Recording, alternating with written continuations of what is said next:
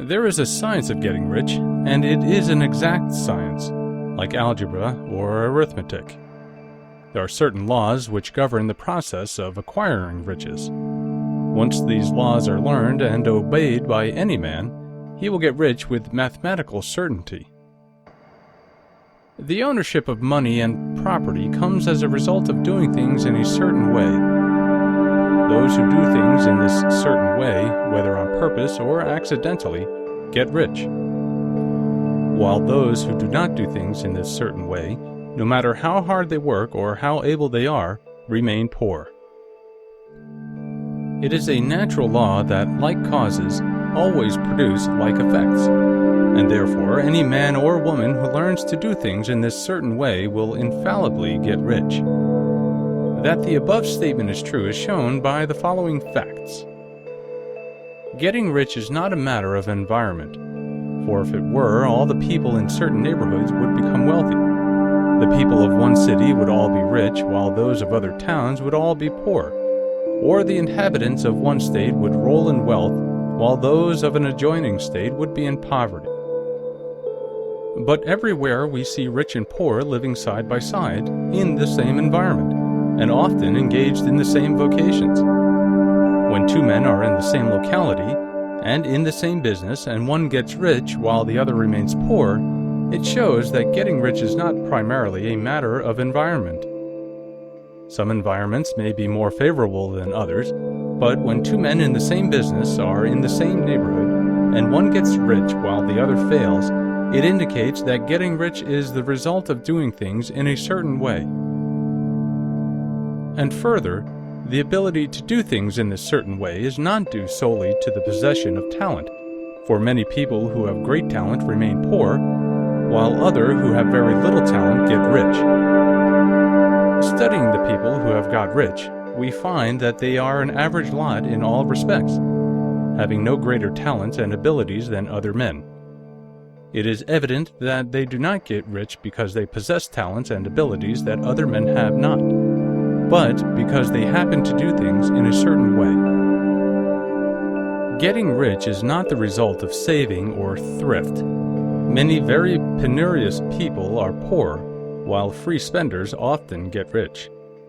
Nor is getting rich due to doing things which others fail to do.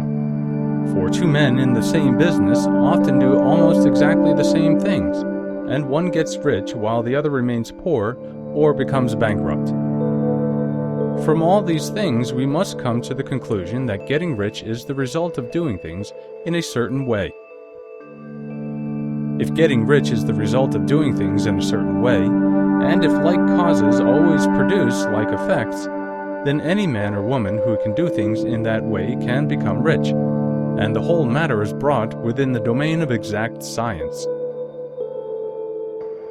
The question arises here whether this certain way may not be so difficult that only a few may follow it. This cannot be true, as we have seen so far as natural ability is concerned. Talented people get rich, and blockheads get rich. Intellectually brilliant people get rich, and very stupid people get rich. Physically strong people get rich, and weak and sickly people get rich.